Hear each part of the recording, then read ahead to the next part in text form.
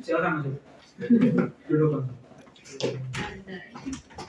Bismillah ya, menyambung daripada apa yang telah Kang Fahmin jelaskan gitu ya mengenai judul kita yang dibahas hari ini. Untuk bagian selanjutnya ada di sini adalah karakteristik peserta didik. Sebenarnya ada berbagai macam ya, karena kan manusia itu bersifat heterogen atau menyeluruh akan tetapi tidak sama gitu ya. Nah, sebagai calon guru ya, kita harus mempunyai modul pembelajaran yakni memahami karakteristik daripada peserta didik tersebut. Nah, di sini ya mempunyai hal-hal etnis yang berbeda-beda atau memiliki etnisnya masing-masing. Nah, di sini akan dijelaskan gitu ya. Yang pertama ada kultura peserta didik sebagai anggota suatu masyarakat tentunya juga memiliki budaya tertentu. Nah, di mana calon guru itu harus memahami gitu ya kulturanya, apa artinya memahami daripada budaya-budaya soal peserta didik gitu ya. Contoh Kang Fahmin gitu ya kan Panggarut gitu ya. Nah, terus kita harus tahu gitu kultur Panggarut itu seperti bagaimana gitu ya. Kang Wahyu sebagai orang Sumedang kayak gimana, orang Jawa seperti gimana gitu kan. Teh Imas orang Cianjur kayak gimana gitu kan, harus seperti itu. Sebagai calon guru harus paham gitu ya kultur daripada peserta didik yang akan kita pelihara. Kalau tadi kata Kang Fahmi gitu ya, asuh kayak hewan gitu ya kalau peliharaan yang kita akan asuh gitu. Nah, yang kedua ada status sosial. Sebagai calon guru gitu ya, kita itu harus memahami daripada perekonomian atau kondisi status sosialnya daripada anak didik kita gitu ya. Karena status sosial ini banyak diperdebatkan atau banyak disinggung gitu ya. Misalnya kamu mah orang tidak punya, banyak kan seperti bullying seperti begitu. Nah, kita sebagai calon guru khususnya ya untuk Teh Yuli dan Kang Abai yang sudah mengampu kepada anak-anak didik gitu ya, harus memahami daripada karakteristik etnis peserta didik tersebut. Nah, yang ketiga adalah minat. Peserta didik memiliki perasaan yang berbeda gitu ya. Kadang senang, kadang tidak senang gitu ya, bahagia, kadang sedih, suka dan tidak suka gitu ya. Nah, kita harus memahami ke hal yang seperti begitu ya. Karena ketika minat sudah kita kuasai, nah si anak itu dapat berkembang dengan sendirinya sesuai minat dan bakat yang ia tentukan sendiri. Tugas seorang guru hanya terus memantau, membersamai, juga mengarahkan kepada hal-hal yang baik dan mencegah daripada hal-hal yang buruk. Nah, di sini ya makanya harus memahami karakteristik daripada etnis peserta didik yang berupa minat. Nah, yang keempat adalah ada perkembangan kognitif. Nah, kan kognitif seseorang itu kadang tidak stabil gitu ya, walaupun satu guru, satu kelas, satu asal gitu ya, satu daerah tidak selalu sama gitu ya. Nah, kita sebagai guru itu harus paham akan perkembangan kognitif si anak. Jangan sampai kan kita memaksakan. Contoh misalnya Kang Tupel sebagai guru mata kuliah pendidikan agama Islam di bidang akidah akhlak misalnya ya. Nah, tadi ditunjang daripada kultur misalkan kurang tidak kulturnya tuh emang agak kasar gitu ya. Kayak Sunda Banten kan itu agak kasar, benar Kang Tupel? Nah, kasar bisa gitu kan. Nah, kita tuh harus memahami gitu. Jangan sampai kita menyinggung daripada perkembangan kognitif tersebut. Selanjutnya ada gaya belajar peserta didik gitu ya. Di sini ada gaya belajar. Pasti setiap siswa gitu ya, bahkan kita sebagai mahasiswa gitu, pasti memiliki gaya belajar yang berbeda-beda gitu kan. Ada yang belajarnya tuh SKS, sistem kebut semalam. Nah, tapi ada juga kan mahasiswa yang ambis, misalnya baru dikasih tugas langsung kerjain. Nah, itu kan kakak maksal sekali itu kan. Misal kayak gitu kan. Nah, kadang juga ada yang misalnya presentasi besok malam baru belum apa-apa gitu kan. Subuh itu nggak datang. Iya, nah itu kan. Wah, itu parah sekali gitu ya. Nah, kita harus memahami daripada gaya belajar siswa-siswa kita nantinya gitu ya. Selanjutnya ada motivasi. Nah, di dalam motivasi gitu ya, teman-teman harus mampu memahami daripada karakteristik apa yang harus disampaikan kepada murid dan apa yang tidak boleh disampaikan. Contoh misalnya ada kan anak tuh yang baperan gitu ya. Pasti kan Kang Abay dengan Teh Yuli merasakan gitu ya sebagai wali kelas daripada anak-anak gitu kan. Misalnya teh baru disuruh si rumah cenah titah wae, pasti kan ada seperti begitu. Misalnya mau izin ke WC, gak diizinin si rumah galak. Nah, kan kayak gitu. Ada misalnya teh anak juga yang memahami arti daripada kebijaksanaan seorang guru, misalkan gak boleh nanti gini. Nah, kalau yang memahami kita enak. Kan, tetapi ketika kita dihadapi dengan yang manja gitu kan, kita itu membutuhkan kesabaran yang cukup tebal gitu ya. Nah, maka dari sini ya, karakteristik peserta didik yang harus kita pahami itu yaitu yang mana yang harus dimotivasi dan mana yang harus kita arahkan secara baik-baik.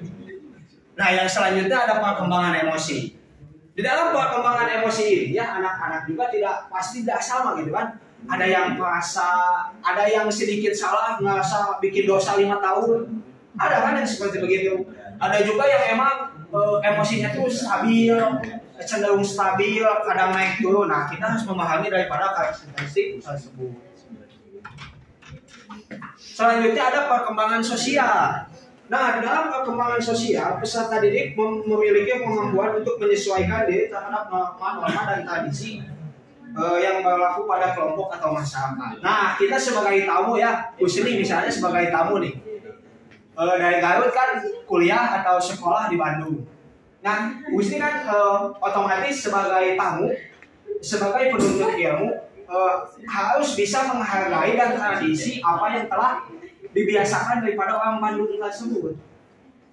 Nah, gitu kan, nggak boleh kita itu istilahnya itu melawan daripada norma-norma dan tradisi yang telah ditetapkan oleh masyarakat atau golongan-golongan yang telah terlebih dahulu menempati tempat tersebut. Next, Teh Najwa. Nah, di sini ada urgensi pengenalan peserta didik. Salah satu tujuan dari pendidikan adalah menolong anak mengembangkan potensinya semaksimal mungkin. Kenapa semaksimal mungkin? Karena tadi ya, bahwasannya banyak faktor yang bisa mendorong anak menjadi lebih berkembang daripada sebelumnya. Ada faktor emosional dan perkembangan kognitif, gitu ya. Nah, di situ ya pengenalan peserta didik itu urgensinya atau kelebihan atau kepentingan yang harus didahulukan. Dan karena itu pendidikan sangat menguntungkan baik bagi anak maupun masyarakat. Kadang kan kita sebagai mahasiswa harus mengenalkan diri kita terlebih dahulu seperti kita presentasi. Misal kali yang nggak tahu, nah itu kan harus dikenalkan dulu. Kalau nggak nanti kita KKN misalnya ya. KKN juga harus istilahnya itu perkenalan dulu kan. Gak mungkin kita istilahnya nggak kenal, ya so asik gitu ya. Kalau zaman sekarang itu so asik, padahal nggak kenal nggak apa gitu ya. Nah itu nggak boleh. SKSD juga bisa ya, sok kenal sok dekat. Iya, apa itu sok akrab? Nah, seperti begitu kan nggak boleh ya, makanya harus ada pengenalan peserta didik terlebih dahulu. Kan ketika anak yang baru masuk gitu ya, silakan perkenalkan diri gitu kan, pasti kayak gitu. Nah ini urgensinya supaya mengembangkan potensi semaksimal mungkin. Nah, anak didik memandang sekolah sebagai mencarinya sumber bekal. Kenapa sumber bekal gitu ya? Karena yang kita pelajari di sekolah itu adalah hal-hal yang urgent atau yang penting bagi perkembangan tumbuh seorang anak gitu ya. Misalkan kalau sekolahnya jelek, ya mungkin bisa jadi kan kedepannya bisa jelek karena perkembangan bi'ah atau lingkungan. Akan tetapi sebaliknya, kalau bagus, nah si anak itu insya Allah menjadi manusia yang sukses nanti. Semoga kita juga menjadi salah satu orang sukses. Amin. Daripada tujuan kita tercapai. Amin. Amin. Kalau hula aja. Nah, selanjutnya orang tua memandang sekolah sebagai tempat di mana anak akan mengembangkan kemampuan.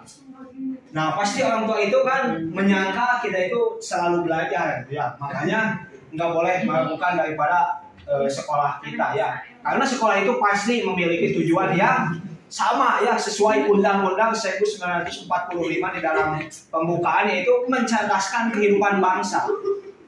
Gitu kan, pasti itu tujuannya seperti begitu. Pemerintah berharap agar sekolah akan mempersiapkan anak untuk menjadi warga negara yang baik dan cakap. Nah, bukan cakap, tapi cakap gitu ya. Mampu menghadapi tantangan masa depan yang istilahnya itu bertingkat-tingkat. Gitu kan, itu harapannya gitu ya. Akan tetapi jika harapan tidak terpenuhi kan tidak apa-apa, yang penting kita menjadi baik. Setuju kan? Setuju banget. Setuju banget. Bimbingan merupakan sebagian daripada pendidikan yang menolong anak tidak hanya mengenal disertai diri serta kemampuan, tetapi juga mengenal dunia sekitarnya. Nah kan contoh Kang Awai dari Majalaya gitu ya, datang ke sini, jadi tahu kan alam sekitar seperti bagaimana, gitu kan? Mempelajari kan, karena belajar itu tidak hanya di sekolah saja gitu kan, pasti mengamati sekitar, itu adalah sistem daripada pembelajaran gitu kan, perkembangan emosi. Nah, dikatakan pula bahwasannya proses menciptakan lingkungan belajar sedemikian rupa dengan pembelajaran yang cocok gitu ya, tidak semena-mena mengadakan kondisi daripada pembelajaran yang seenaknya gitu ya, pasti ada tujuan tertentu daripada perencanaan pembelajaran. Nah, gitu ya. Next. Nah, di sini ada saran dan pertanyaan, silakan nanti disampaikan gitu ya. Nah, langsung saja kepada kesimpulan. Kesimpulan kami. Nah, di dalam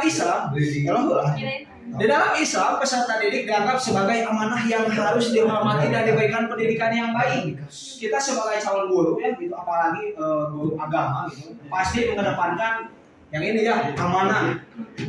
Ya, daripada sikap Rasulullah yang amanah ya. Kita ketitipan anak gitu kan, ketitipan anak harus amanah, membimbing anak tersebut, peserta didik tersebut ke arah jalan yang benar. Gitu kan? Dengan pengertiannya, dan etika dan karakter peserta didik, bahwasannya hal itulah yang harus kita terapkan di dalam diri seorang penuntut ilmu. Kan? Nah, kenapa harus diterapkan? Karena nantinya akan pulang lagi kepada kehidupannya yang kehidupan masyarakat yang menyeluruh atau heterogen tersebut. Nah, kita sebagai calon-calon guru ya harus mencetak atau membuat anak didik, peserta didik kita itu menjadi anak yang berguna nantinya bagi dirinya, keluarganya, agama dan bangsa. Nah, seperti begitu ya Kang Rehan. Nah, dicukupkan sekian, terima kasih ya. Apabila ada pertanyaan nanti langsung disampaikan dan juga ditanyakan gitu ya. Karena masih ada presenter yang selanjutnya kan. Wabillahi taufiq wal hidayah. Wassalamualaikum warahmatullahi wabarakatuh.